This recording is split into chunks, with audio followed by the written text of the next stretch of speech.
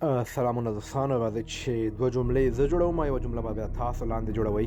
په ګډه به سره الماني ژبه زده کوو. کله چې موږ وایو هغه ډېر بې صبره ده، هغه هېڅ صبر نه لري. دغه جمله په الماني ژبه داسې وایو: Er ist sehr ungeduldig. Er ist sehr ungeduldig. او بله جمله وایو هغه بد سړی نه دی، هغه ګنده یا بد سړی نه دی. دغه جمله په الماني ژبه داسې وایو: Er ist kein schlechter Mensch. Er ist kein schlechter Mensch. او لاندې جمله ده هغه بد سړی دی. دوستانو دغه خالی ځای به تاسو ډکوئ. همدغه یوه طریقه ده چې الماني ژبه سره زده کوو او په وخت سره به ډېر یو بل سره زده کوو. لاندې خالی ځای ډک کړئ. هغه بد سړی دی څنګه لیکل کېږي کمنټونه کې وکړئ.